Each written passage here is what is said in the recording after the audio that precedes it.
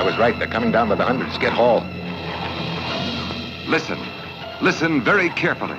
If you ever hear a sound like this, run for your life.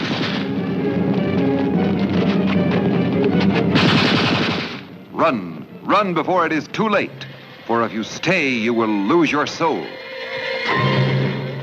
Coming closer, closer, closer is an enemy from outer space.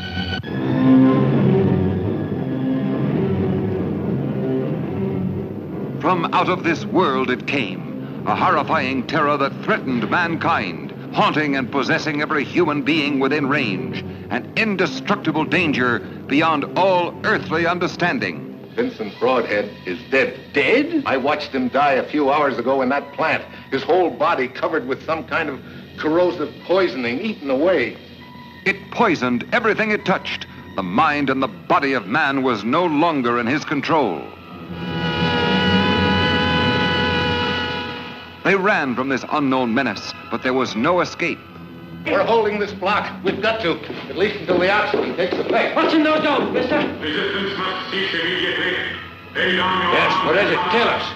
Inside those domes are creatures from outside this earth. Ah, you're mad. I've seen them. Thousands of tiny creatures that can join together and expand into things 100 feet high.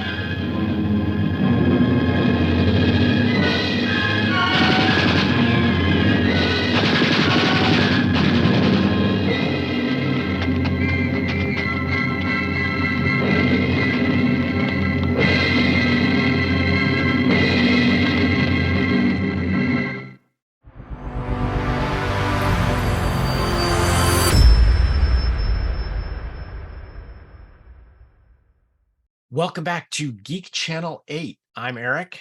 And I'm John. Just getting adjusted to a new home schedule and finishing up. Actually, we finished Succession and Barry. Succession completely ended on a Shakespearean note. Like, it was... Why is there... So I don't know anything about Succession. I haven't watched it. And it's like all over regular media. It's on social media. There's all sorts of spoilers about the ending going on. And I'm like, I don't even know anything about this. And suddenly they're talking about shocking ending and all of that. And I'm like, oh, great. Okay, the best way to describe it is imagine if Shakespeare wrote Dynasty. You know? That sounds boring as shit. Okay, but it's not. It's a portrait of a family who's literally like the 1% of the 1%. And each of these kids who I don't, the Sacklers, just as we talking about this, just got away with like getting this settlement of like a minuscule amount for all the trillions of dollars they've cost us for their opiate crisis. The last thing I want to do is watch a film about how great the 1% is. Oh, no. And that is not what the show is about at all. Like, it pulls no... Like, it makes no apologies for any of these people. These people are meant to be like... I want to see Barry crossed with Succession, where like he has to kill people. Like, living out the true American fantasy, huh? Yeah, but sort of like the falling down of the 2020s.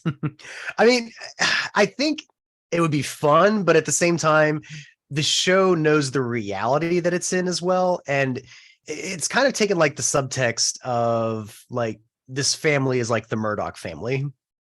And I don't want to give too much of it away, but the whole show is about each of the kids trying to make an argument as to why they should have their father's empire. As we know, Rupert Murdoch stretches into like news, stretches into movies, stretches into like every walk of life. Like, if they make a deal, it's never even in the millions. It's always in the billions.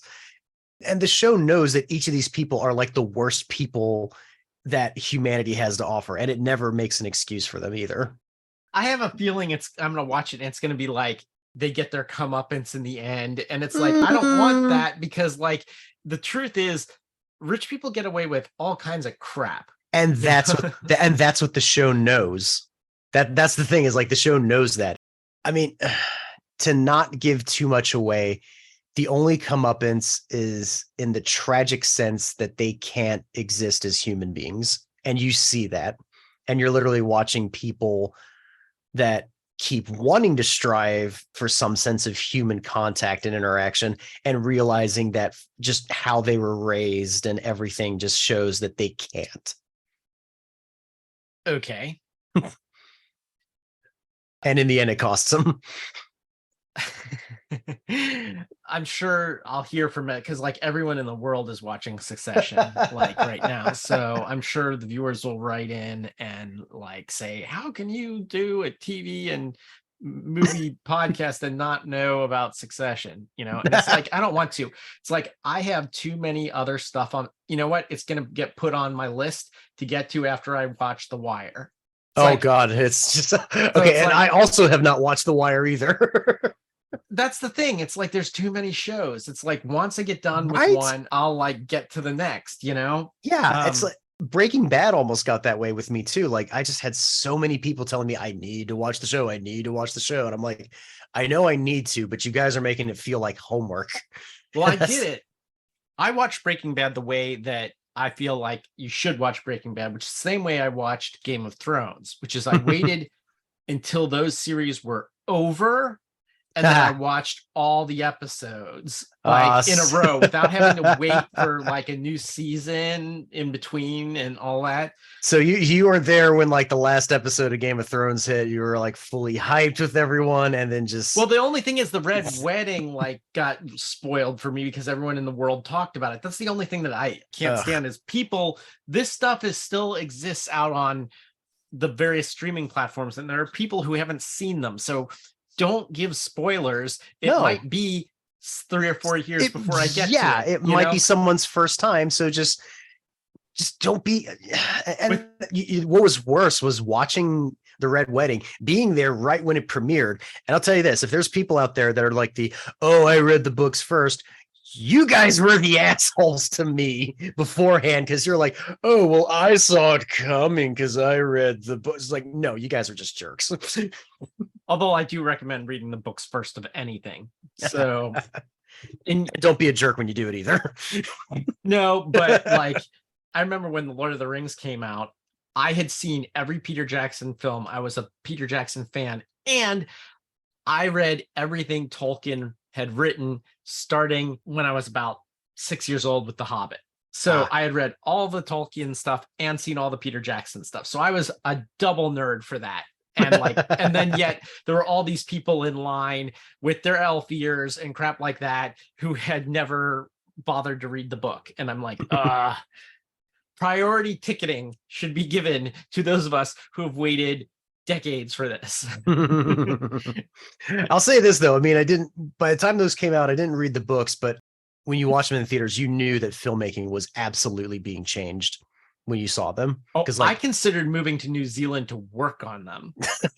Like I didn't know anyone in the New Zealand film industry. I didn't know anything. I was like, but I just thought, if I move there, there's no way I can't get on the set. I felt that way after I watched Deathgasm for the first time too. All right. Let's jump into Quatermass 2, also known as Enemy from Space. Yeah, that was like the US title, wasn't it? It was Enemy from Space, or yeah. Just like Quatermass Experiment was also known as The Creeping Unknown. Oh, that's right. So let's talk a little bit about the year. What was going on that year? Well, a lot apparently, because and if I can jump halfway into the timeline real quick, apparently British Prime Minister Harold Macmillan said in 1957 that the Britons, quote, never had it so good. According to the Prime Minister at the time, 1957 was the happiest year that you could have been a Brit. That's like, but don't politicians all say that? Like, wasn't like Biden just on TV last night or something talking about how great the economy is, and meanwhile, like everyone's on is like, why the hell is it so expensive right now? And like everybody's on strike, and Well, there was some good stuff that happened in England at the time. I'm going to quickly try to touch on everything here. February 22nd, Queen Elizabeth II grants her husband, Duke of Edinburgh, the style and title of Prince of the UK. May 2nd, we have another Hammer production, The Curse of Frankenstein, released. And a couple weeks later, Quatermass 2 would be released. May 14th, the end of petrol rationing, because the Suez Canal crisis ended then. So I guess that was a good thing. June 1st, we have the first premium bond winners, which were lottery bonds in the UK, were selected by Ernie. Ernie is electronic random number indicator equipment, or it's like a hardware that generates random numbers. So it's the first time like I guess kind of an artificial and not an artificial intelligence, but just like a random lottery spinner machine. Yeah. A computer generated lottery. Yeah. Random number generator. July 6th, John Lennon and Paul McCartney first met as teenagers at St. Peter's Church in Liverpool. Lennon's skiffle group, the Quarrymen, were playing. If anyone needs to know what skiffle is, as like I did, I had to look it up. It's basically a genre of folk music. It's kind of like the British version of rockabilly. Anyway, going on. So in the US on July 16th, John Glenn flew the F-8U supersonic jet from California to New York in 3 hours, 23 minutes, and 8 seconds, setting a new transcontinental speed record. August 5th, Andy Capp first appeared in northern editions of the Daily Mirror. The worst comic strip ever. It's like I was like, always had to skip that one. Yeah, comic strip about getting drunk and coming home and beating your wife. That's every single strip was the same thing. It's like, how did that endure as much as it did? If the Simpsons haven't made fun of that, they should. All right, what else continue. We got? In August, the Zeta fusion reactor began operation in the Atomic Energy Research Establishment in Harwell, Oxfordshire. On September 5th, in the U.S., Viking Press published On the Road by Jack Kerouac. And also in the U.S., on September 26th, West Side Story opened on Broadway. And on October 2nd, Bridge on the River Kwai is released in the U.K., be released in the U.S. on December 18th, and become the highest grossing film in both of those countries for 1957. And on October 4th, Russia launched Sputnik 1, which set off the space race and the space age. Very big moment. And a very big science fiction inspiration from there as well. October 10th in Britain, the Windscale fire occurred, in which the graphite core of a nuclear reactor at Windscale, Cumbria, caught fire and released substantial amounts of radioactive contamination into the surrounding area. An inquiry would determine that the fire was a result of a combination of human error, poor management, and faulty instruments. And let's see what else we got. So, like everything. Yeah, pretty much. So just like everything about the place was a failure on every level. November 8th, the Operation Grapple was carried out, which was the first successful test of an explosion of a British hydrogen bomb at Christmas Island in the Pacific. And on December 10th, Alexander R. Todd won the Nobel Prize for Chemistry for work on nucleotides and nucleotide coenzymes. Todd was also someone who worked on the chemical synthesis of nucleotides, which led to the elucidation of the chemical structure of DNA. Wow. Yeah, I wonder, like, since we are a Geek Channel podcast, how many people were able to like stick around with those two sentences. And for fans of The Crown out there that are listening, like myself, the Royal Christmas Message is broadcast on television with the Queen on camera for the first time. And this would become an annual tradition. But it was also a major milestone because it was the first time the Queen herself appeared on camera. Wow. Okay.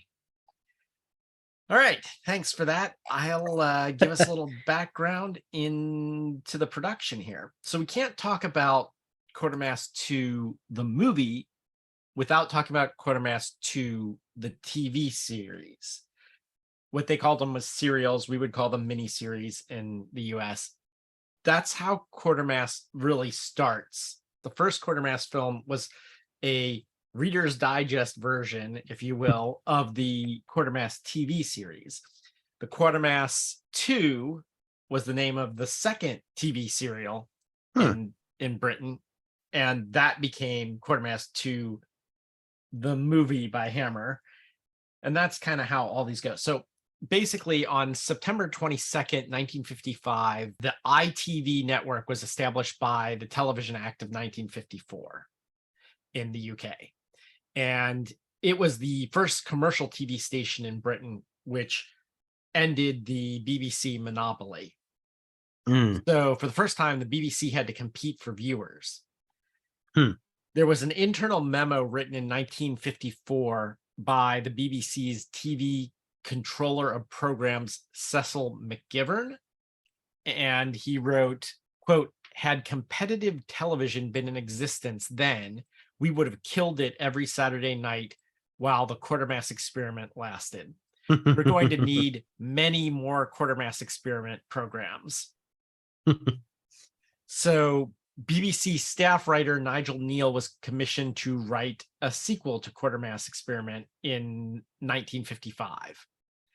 So he had just renewed, or was in the process of contract negotiations to renew his staff writing contract with the BBC. And as part of that, he had to sign the Official Secrets Act, because the BBC is government. So since he was working for the government, he had to sign the Official Secrets Act, which is kind of strange if you're a TV writer, but okay. But yeah. And apparently the fact that he had to like be sworn to secrecy, this official like Secrets Act, that plus public fears over secret UK Ministry of Defense research establishments, those two things inspired him in the writing of Quatermass 2.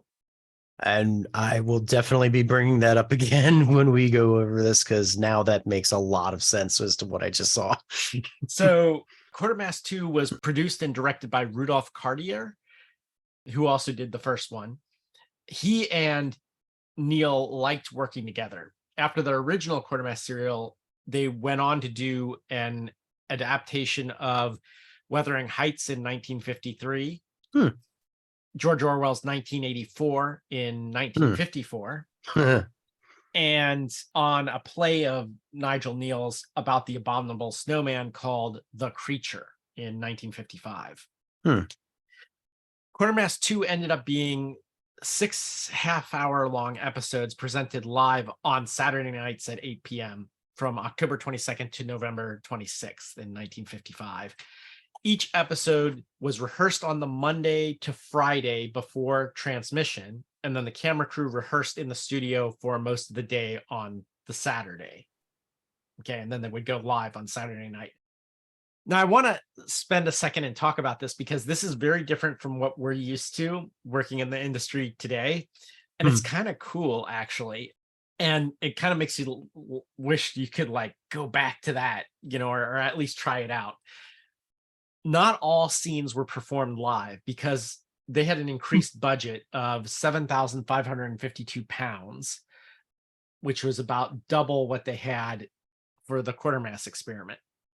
Cartier was able to include more pre-filmed scenes on 35 millimeter film, which were inserted live during the broadcast. Most of the pre-filmed material was shot on location at the Shell Haven oil refinery in Stanford, La Hope. And filming also took place in Essex for material showing the meteorites being discovered in fields. And the boiler rooms of the BBC TV Centre, which was still under construction in London, were used for scenes set inside the factory. So it was the most ambitious location filming that the BBC had ever done. Each episode of Quatermass 2 was telerecorded onto 35 millimeter film during its live transmission. So they're basically performing it live like a play, and they're shooting it, but they're recording it on 35 millimeter film while it's going out on TV so that they could then take the film of it and air it the following night as a repeat, right? So they're making a movie of the live TV broadcast. All right. All 6 episodes are still intact in the archives. So this, you can actually go back and rewatch this if you want to watch the full thing. But there is quality degradation to the prints. As you were describing that, I was just thinking this would make one hell of a Criterion collection, like just all the TV series of Quatermass. Yeah. Because like, could you imagine the restoration they'd do on that? Yeah, and now that we've watched these crappy versions, like you watch, like 2 months from now, they're going to come out with that. You're right. So when there was some artistic problems or technical problems or something like that, it wasn't the best performance, or there was something was not great, Cuttier had those scenes re-performed by the cast as soon as the broadcast was over, so that he could get like a better take of it, and then they would insert that into the rebroadcast, right? So it was actually probably better to wait for the repeat rather than to watch it live. I'll just wait for it to come out on streaming. Yeah. It was also probably the first BBC show to actually do this. In the time between Quatermass Experiment in 1953 and Quatermass 2, the number of households in the UK with TVs had doubled. And so the viewership of Quatermass 2 effectively doubled. The serial had 7.9 million viewers for the first 3 episodes, 8.3 million for the 4th and 5th, and 9 million by the last. And a BBC audience poll found 90% of viewers had watched at least 5 episodes of the production. So for the UK, those are big numbers. Quatermass 2 received good reviews in the London daily papers, but Cecil McGivern, remember him, the programs guy who wrote that memo, he thought it wasn't as good as the first. So oh, Cecil. Some viewers wrote into the BBC, they were worried about whether or not Quatermass survived because it's left ambiguous in the TV serial. Huh. Ironically, the BBC was its own worst critic when on its website, it gave Quatermass 2 an unfavorable review when it was released on DVD in 2005, saying, quote, "The script is too often let down by the production's rougher edges. Your heart will break halfway through episode 6 as it all falls apart." And then there's Monica Gray, less an actress than a finishing school on legs, unquote. Wow. That's harsh. I mean, good luck trying to get a review like that today. Writing in the Times in 2006, Morgan Falconer claimed to find racist undertones in the serial.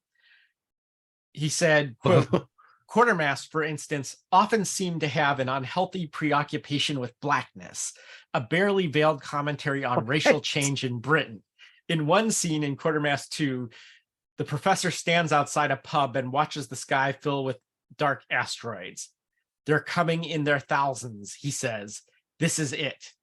So I haven't actually seen the series. We watched. Okay, yeah, I watched the movie, but good God, I think he's reaching here because I'm guessing. Yeah, because, you know, this reminds me of that scene in Chasing Amy where like Hooper X claims that Star Wars is keeping black man down. You know, do you remember that?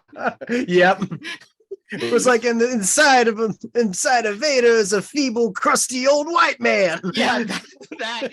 Those movies are about how the white man keeps the brother man down, even in a galaxy far, far away. Check this shit. You got cracker farm boy Luke Skywalker, Nazi poster boy, blonde hair, blue eyes. And then you got Darth Vader, the blackest brother in the galaxy, Nubian god. What's a Nubian? Shut the fuck up. Now, Vader, he's a spiritual brother, you know, down with the Force and all that good shit. Then there's Cracker, Skywalker. Gets his hands on a lightsaber, and the boy decides he's gonna run the fucking universe. Gets a whole clan of whites together. And they gonna bust up Vader's hood, the Death Star. Now what the fuck do you call that? Intergalactic Civil War? Gentrification. They gonna drive out the black element to make the galaxy, quote, unquote, safe for white folks. And Jedi's the most insulting installment. Because Vader's beautiful black visage is sullied when he pulls off his mask to reveal a feeble, crusty old white man. They trying to tell us that deep inside, we all wants to be white. I hear that guy's voice when I read this review about Quatermass.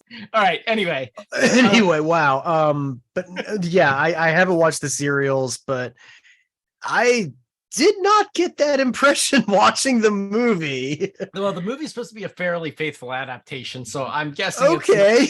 Anyway, Yeah. in a 2003 documentary about Nigel Neal's career, critic Kim Newman praised Quatermass 2 and its relevance to the British way of life, saying, Quatermass 2 is the British invasion of the body snatchers. But I don't necessarily think that's a bad thing.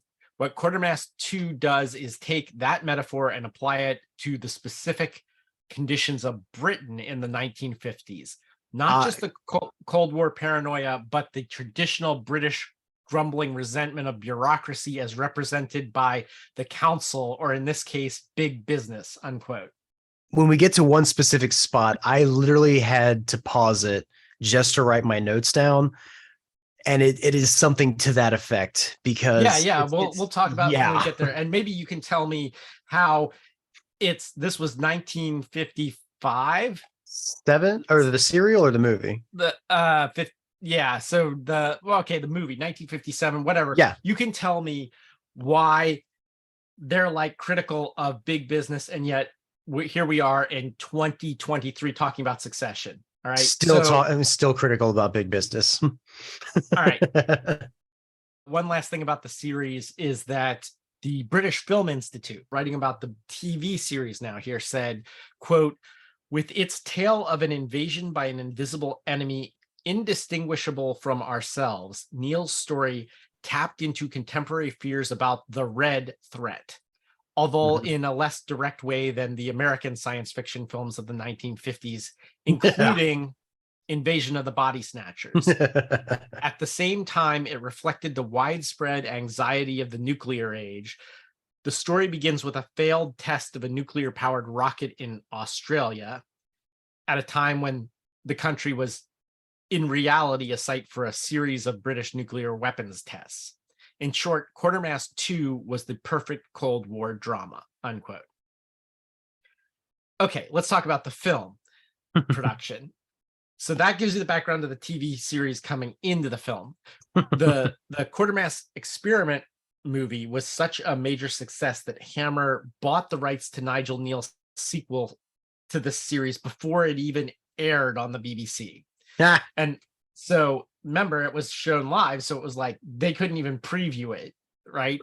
So Nigel Neal wrote the first draft of the screenplay, with later drafts written by Val Guest, the director. The plot is a condensed but mostly faithful retelling of the original TV series. And although Quatermass 2 was financially successful, its box office performance was beaten by another Hammer film that year, The Curse of Frankenstein, which we mentioned. Just came out like a couple weeks beforehand. Yep. So from this point on, Hammer focused primarily on its gothic horror films and did not make another Quatermass film for a decade.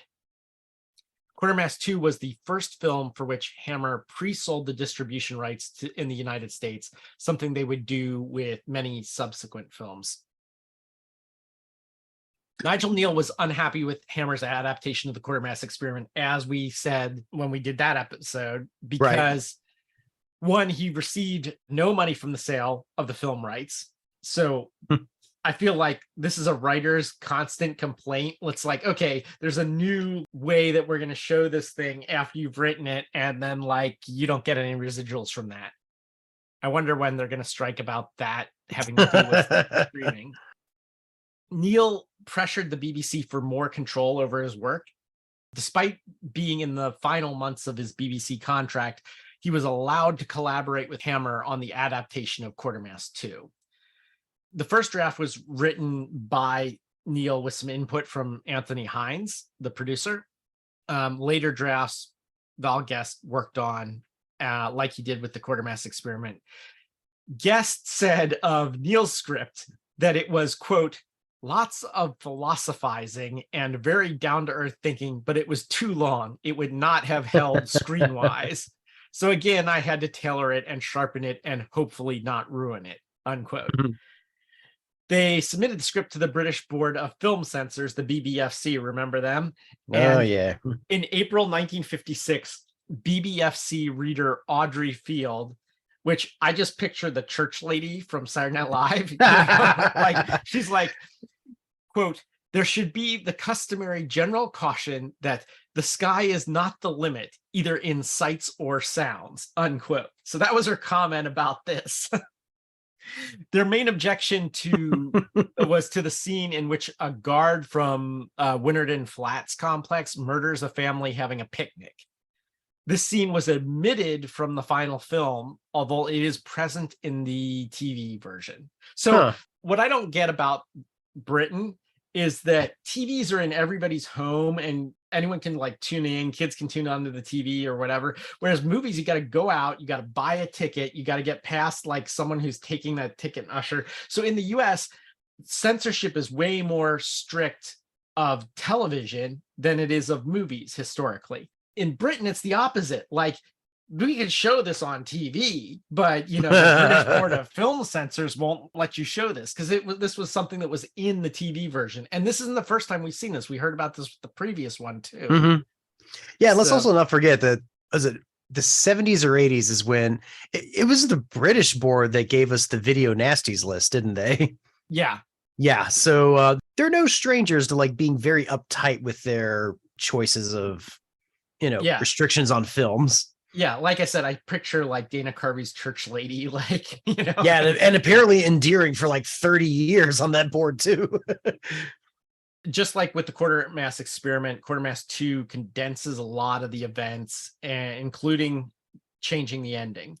And some characters are omitted, other characters appear in Quatermass experiment have been, are back in. Brian Dunleavy's back as Professor Bernard Quatermass. Depending on who you listen to, Dunleavy's alcoholism presented challenges for the production. Nigel Neal said that when he visited the set, quote, Dunleavy was so full of whiskey he could hardly stand up. He staggered over to the set and looked dazedly around. They held up cue cards with his lines, they held up idiot cards with his lines on it.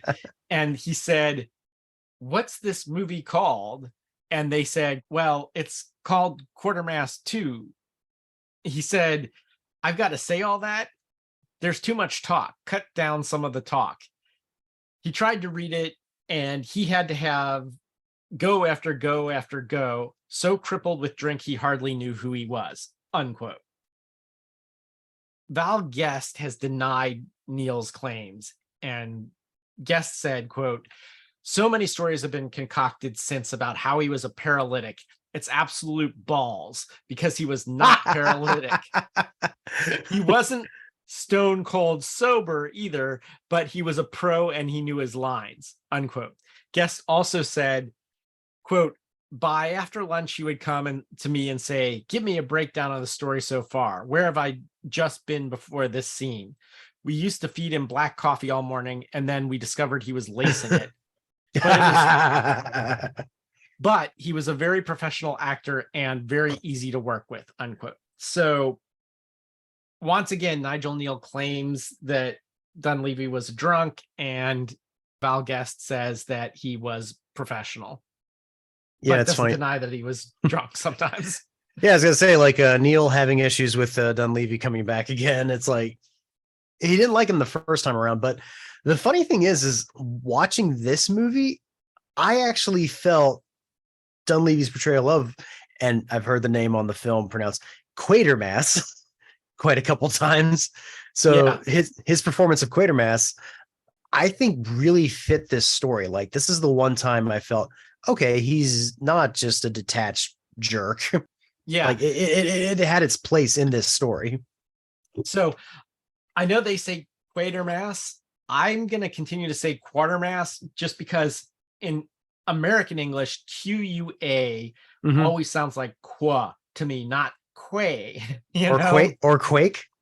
So like earthquake. Quake, I guess it does with Quake, but because that's what I was thinking when I was hearing that. I was like QUA, because I was trying to write it down. I was like, oh yeah, I guess there is quake, like earthquake, as opposed to quarter and then all that. So yeah, well, quarter of course has the R in between. Yeah, but I don't know. It's quake. Quatermass is hard for me to say, so I'm going to keep saying. I mean, it's just Quatermass. really hard to say in general. Yeah. And, like we said, we always have the disclaimer, we're going to mispronounce everything on the show. So Yeah. I didn't know if Cecil was Cecil or Cecil, and I couldn't find any pronunciation for his name. And he's been dead for decades. So should be acceptable both ways. John Longden was cast as Inspector Lomax. Now, Lomax had been played by Jack Warner in the Quatermass Experiment. Ah, okay. But he was not available. He was a major British star of silent films and was in a bunch of early Hitchcock stuff like Blackmail, Elstree Calling, and The Skin Game. And Nigel Neal liked him better than Jack Warner as the sergeant. Can kind of see that, yeah. A couple of other notable castings. Brian Forbes played Marsh, and he said, quote, "I was one of the people attacked by the alien pods. This pod exploded and I ended up with what was supposed to be a terrible alien growth on my face. Come lunchtime and we all went off to the pub. Of course, I couldn't take this stuff off. The makeup was too complex. The landlord refused to serve me." Last, William Franklin was Brand. In 2004, he took over for Peter Jones as voice of the book in the radio version of The Hitchhiker's Guide to the Galaxy. So, yeah. Val Guest was back as the director. So, of course, he used the cinema verite techniques and handheld camera techniques to give it more authenticity, like he did with the last one. They had a much bigger budget, £92,000, possible due to pre-selling the distribution rights to United Artists. And UA contributed £64,000 toward the production, as well as Brian Dunleavy's plane fare and his $25,000 fee. Although they did shoot at Bray Studios, which we've talked about, Hammer's studio, they also did a bunch of location filming, including the same oil refinery, Shell Haven, in Stanford La Hope, which was a great location. Yeah, it's the same location they used for the TV series. Despite its size, the plant was run by a relatively small number of personnel, so that made it very easy for guests to make sure that the set was clear and all that. Because there's quite a bit of wide shots on that too. Yeah, and he was surprised at how easy it was to do climactic gun battles here in such a potentially flammable location. So I don't know how easy it actually was, or how much they were just like, okay, here's the refinery, you do what you want. But like apparently focus puller Harry Oakes remembered that the camera crew took great precaution by using a Newman Sinclair clockwork camera due to their fears of, the danger of sparks from electrical equipment. So the Newman Sinclair clockwork camera was often used for things like shooting in mines or places where there's danger of explosions. Apparently the camera crew was taking precautions, even if the effects crew was just going to have open gun battles. Who knows? Maybe the oil refinery people were the same people that managed Windscale. They used matte paintings also for the backgrounds, in addition to the refinery, to show the giant domes. There's a lot of good matte paintings in this movie too. Yeah, they're beautiful. It got its first public screening on the 22nd of March in 1957. The film received an X certificate from the BBFC. Shocking. I wondered about that, because it is tame compared to the last two movies. It got an X again. It was released in the US under the name Enemy from Space. It got mixed reviews. Campbell Dixon in the Daily Telegraph found the film, quote, "all good grisly fun if this is the sort of thing you enjoy," unquote. That's the kind of review. It's like, well, I can't find anything to like really criticize for it, but I just don't like it because I'm a critic. Well, that's what reminds me of every critic's review of a horror film. Of like a lot of films, like any like good big budget or popular film, Well, yeah, but particularly horror. Yes, yeah. Definitely. The only horror films that get really good reviews get them years afterwards. So like they'll trash Jaws or The Exorcist when it comes out, and then years later they'll talk about how great a movie it was, And it's funny because like those movies got like Best Picture nominations the years they came out too. Yeah. In the Times, they said, quote, the writer of the original story, Mr. Nigel Neal, and the director, Mr. Val Guest, between them, keep things moving at the right speed without digressions. The film has an air of respect for the issues touched on, and this impression is confirmed by the acting generally. But in the London Evening News, they wrote, quote, science fiction hokum can be convincing, exciting, or just plain laughable. Quatermass 2 fails on all these scores, I'm afraid. And in the Daily Herald, they said, quote, the whole thing is daft and full of stilted dialogue. At the end, a detective says, how am I going to make a report on all this? I felt the same way. What is it with critics and horror films? I just have to say, I don't know. It's like it's not until like the elevated horror genre came out pretty recently that we started to see better reviews for horror films. But it's just like, I almost think like in a way that that's also doing a bit of disservice to horror as well, because it's kind of like it's getting out of that primal sense that people have with horror films, you know? Yep.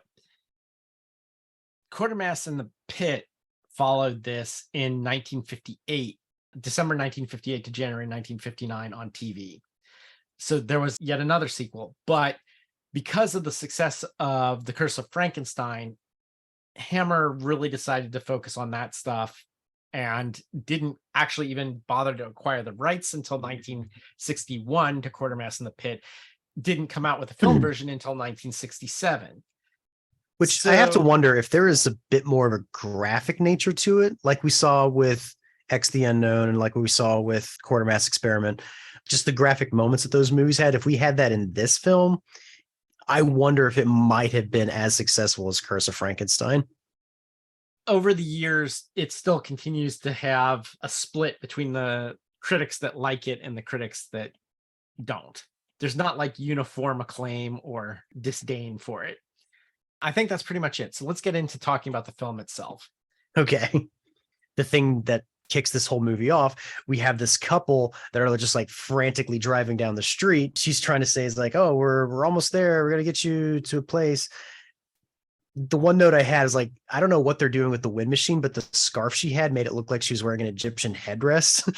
Yeah. But then the guy is like infected some way and he like grabs the wheel and sends her straight down a hill. Literally the plot runs straight into Quatermass as he's passing by on the street. Yeah. Quatermass just happens to be in the right place at the right time to meet the first person. Well, a person that's been infected. Yes. Has this strange V-shaped mark on his face. And he keeps trying to get back to where he was being pulled from. All right. So he's still got his British rocketry group.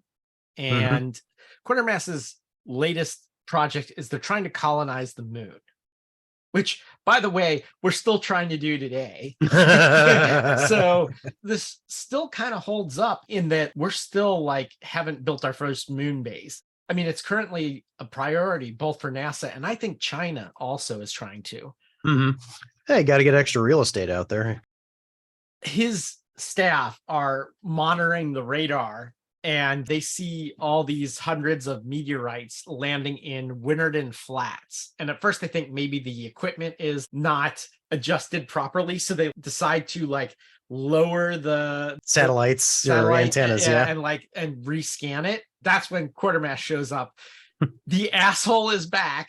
Yep, big time. Yep. Which again, I love that about this, like, because he's totally a real dude. It's like, I'm sure this is exactly why Nigel Neal hates this. He's not like some like quiet, contemplative British professor. He comes in, he's like, why is the equipment low? You know, and never mind that that's actually like a good thing that they did that. Just like, right. Yeah. Like I was wondering, is like, who's this stuffy asshole in this? But the thing that I liked is like at the end of that scene, he actually does apologize to them. And you find out he just came from a ministry meeting about him talking about the budget, which apparently they hacked up. It made me ask, did ministries kill the UK's place in the space race? I have to wonder if Britain's place in the space race was killed because of ministries. I just don't think Britain was ever part of the space race. No. They had to rebuild it from being bombed during World War II. Right. And it's really kind of like there was one game in town when it came to that, and that was Germany. And they had like rocket scientists, and then like the US and the Soviet Union scooped up all the Nazi rocket scientists they could, and then it became a two-way race between the US and the Russia. Soviet Union. Yeah, and it's like because as we'd find out later in the year, that's when Sputnik's getting launched. Yeah.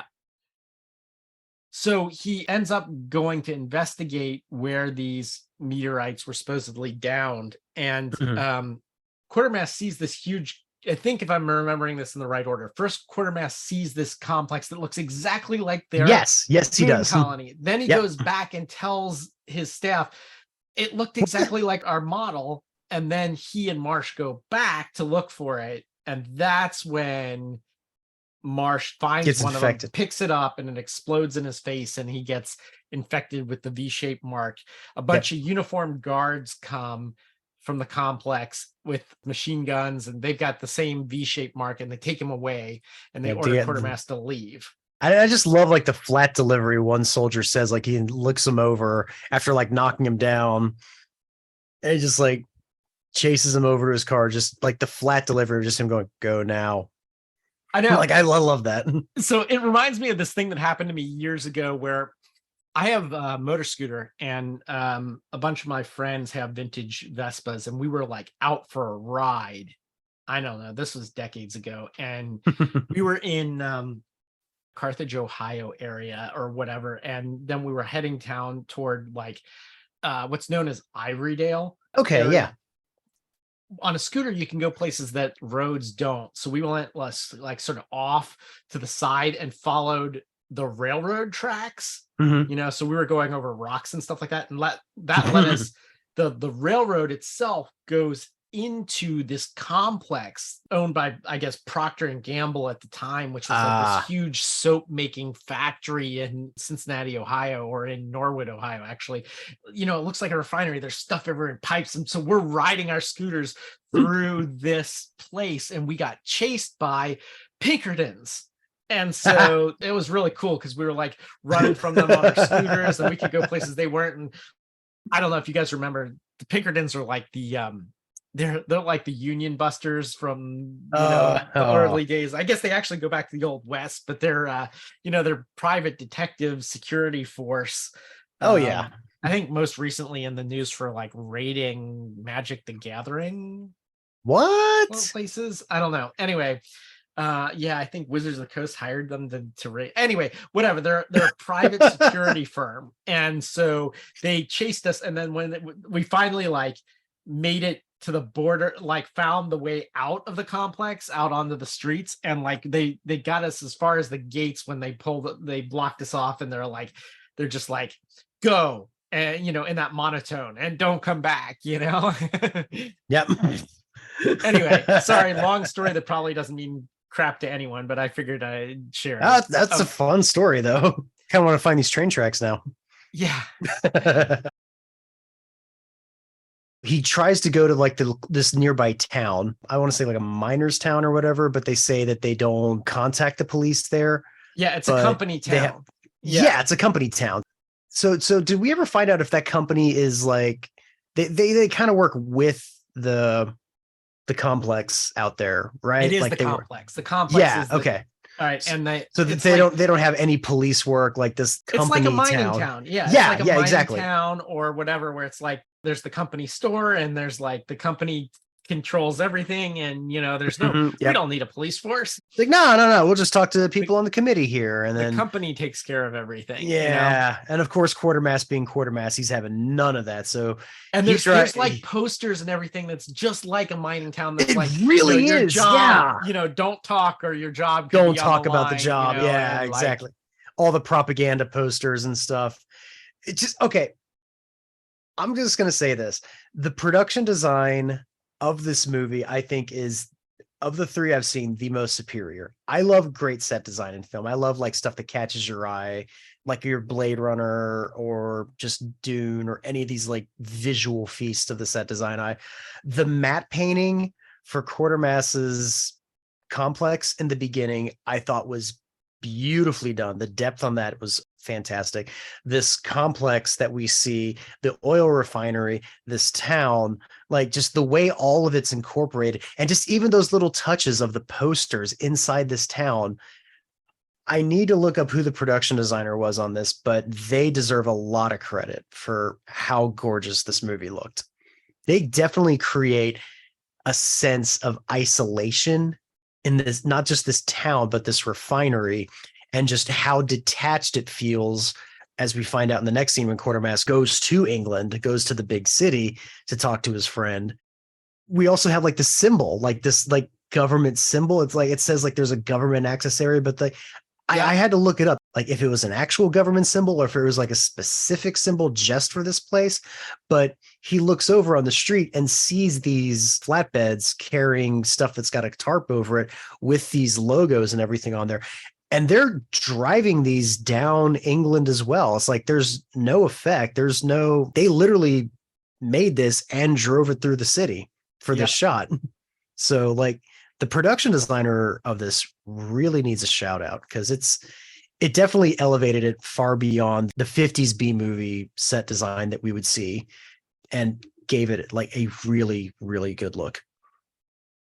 The other thing that cracks me up is when the soldiers come, it's just like cops in the UK. I think I told on this podcast about how, like, when I was in Oxford, England, a cop stopped me, a bobby, by like blowing a whistle, and like I didn't even know, and I'm like, I hear this whistle and I'm like, what's that, you know? It's like and it's in this too. It's like, it's weird that like people just listen to a whistle. Like I would have been like, well, you know, like, because in the US we're not used to like cops blowing a whistle to be stopped. It's like, no, they roll up on you in a police cruiser, and then they grab you. Like they don't even like you're right. Like, you know, anything like that. They grab you and, you know, throw you up against the car and stuff like that. In England, they're all polite about it, and they like blow a whistle, and you're supposed to like follow orders or something. I don't know. But so you hear this tweet, and he's like, why aren't you stopping? Like waiting for them to come all the way up the hill to, like, you know, talk to him and all that. Yeah, because like for us in America, the only authority figure that blows a whistle at us is a lifeguard, and we're conditioned to just like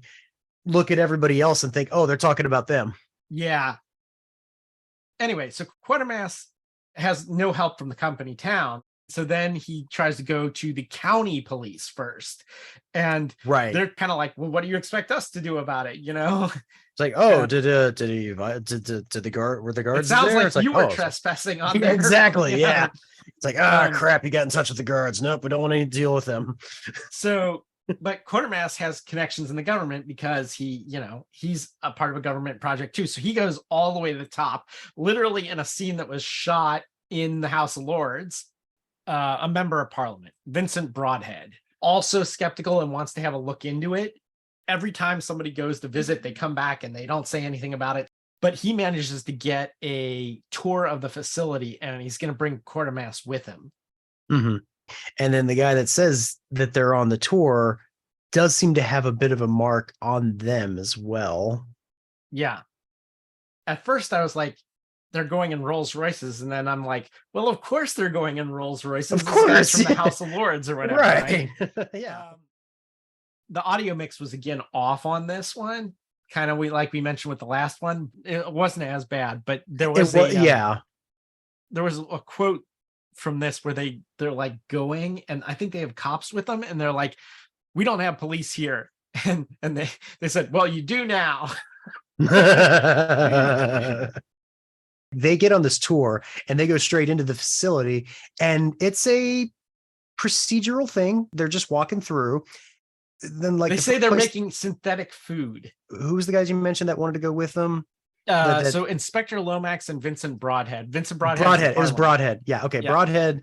Oh, no, it's not Broadhead. It's Quatermass. He leaves the tour. There's like, oh wait, sir, you can't go. You can't do this. Is like, and the first place he goes is like, oh, that's the medical facility. He runs straight to the medical facility because he wants to talk to the doctor to find out is Marsh there? Because this has only been like a day since the accident with Marsh. So he wants to see where Marsh is. And the doctor that's there says there's nobody here. All beds are empty. And it's like, so why do you have all this here? The tour guides, of course, are like, save all questions for the end, save all questions for the end. And each time, Broadhead and Quatermass, they're trying to like branch off from this tour line, and this guy's trying to keep them in line. This is the moment I had to pause the movie because I wanted to write the note down. The first time we talked about Quatermass Experiment, we kind of got into the bit of the Kirk Picard debate because Quatermass is definitely very much a Captain Kirk mentality. Yep. And this is the story I feel it was most appropriate because it felt like the tone and the theme of this was about rigid procedural approaches being the gateway for Trojan horses to infiltrate and thrive.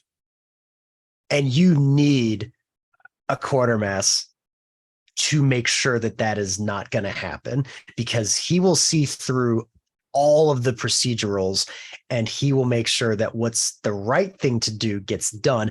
This is the story I wanted to see Quatermass thrive in. This is like, so I feel like with the Next Generation, Picard takes the Prime Directive seriously. Name one time Shatner ever took the Prime Directive seriously. Oh, he never did.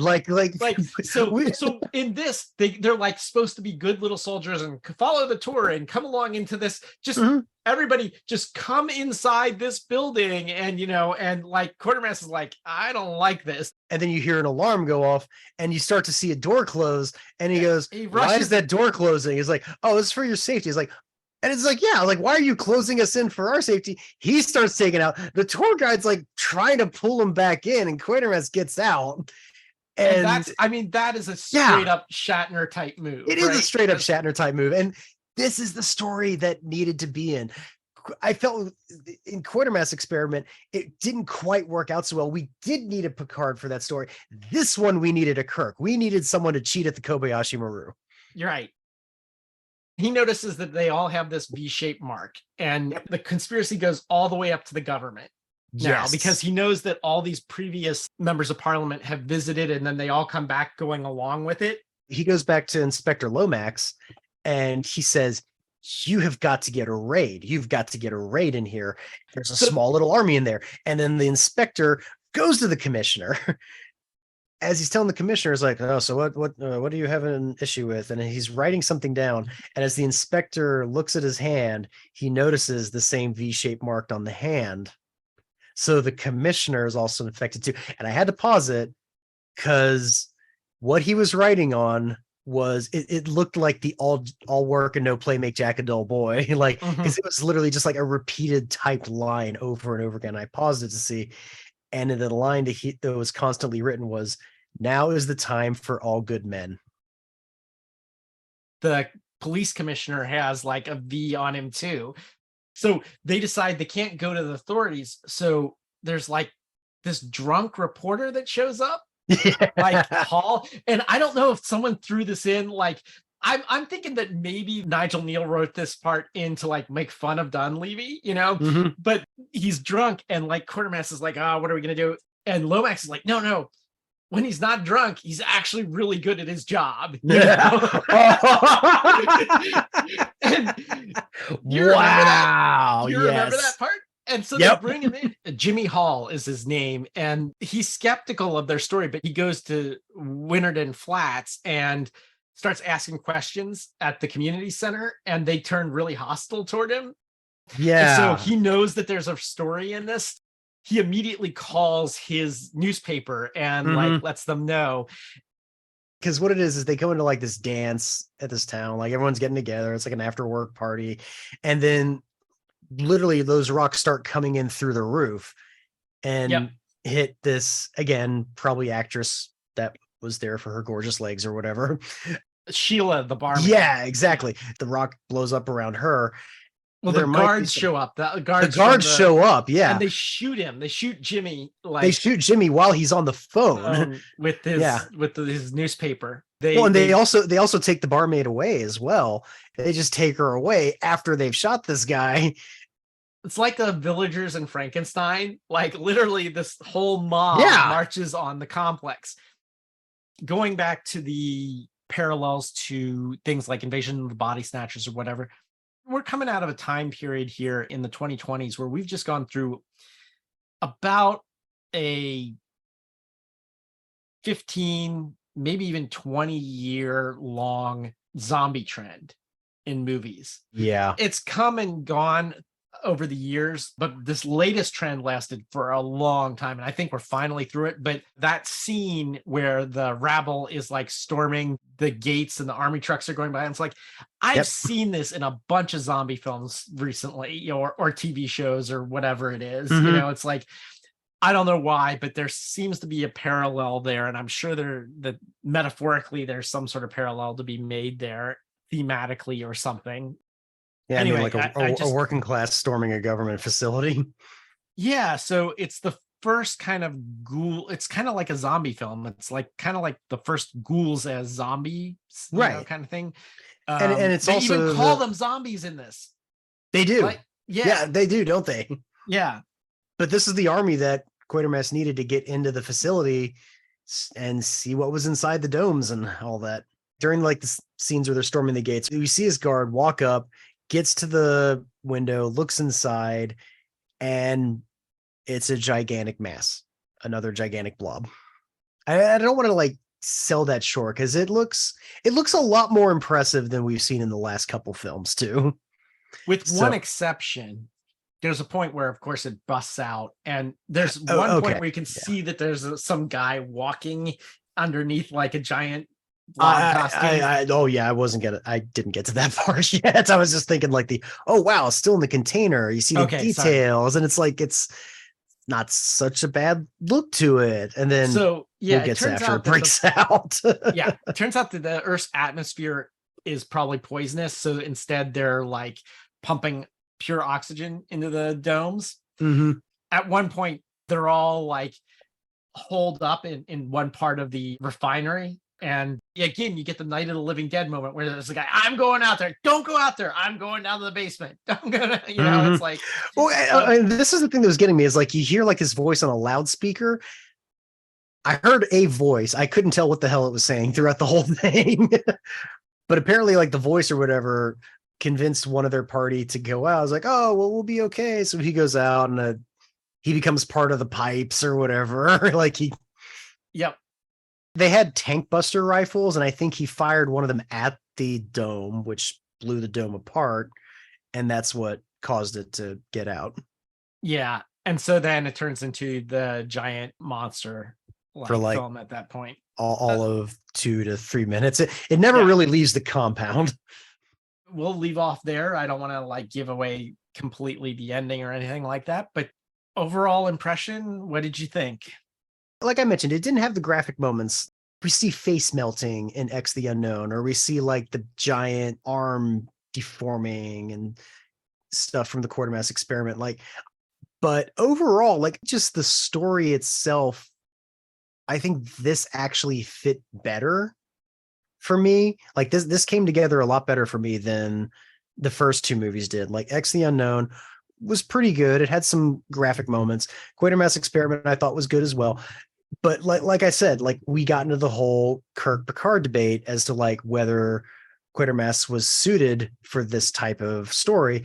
This was the story that Quatermass was, I think, best suited for. And I think because of that, and just because of the story of an infiltrating virus and infected people that you don't know how high up the conspiracy goes, Hail Hydra or whatever. Yeah. I really liked that kind of story, and I liked the look of it. I liked the sense of isolation that the story felt like it had with the design. So overall, I think of the 3, this is where it seems like the series is working best for me. And it really sucks because it's like, apparently, like if I was like this in 1957, I'd have to wait 10 more years for another movie to come out. I liked it a lot. I thought it was really good. I thought that the sense of paranoia and stuff was much better in this than the previous films.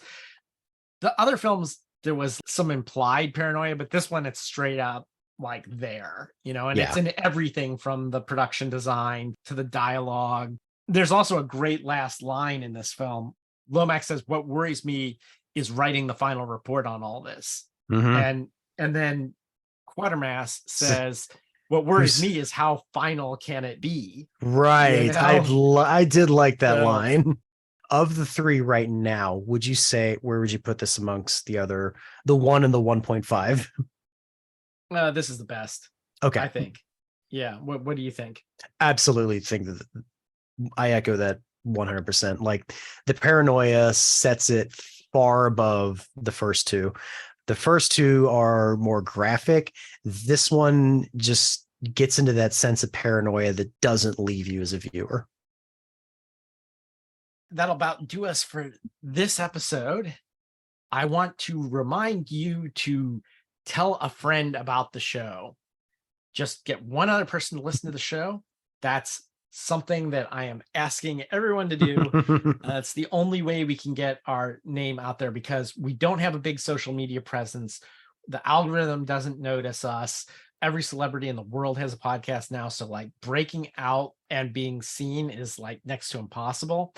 So the only way people can find us is by someone actually telling them to listen to the show. I don't think it's ever going to naturally come up in their feeds or in anything like that. So please just let somebody else know. If you want to communicate with us, you can write to us at GC8 podcast. That's letter G, letter C, number 8 podcast @gmail.com. Until next time, this is Eric. And this is John. Signing off.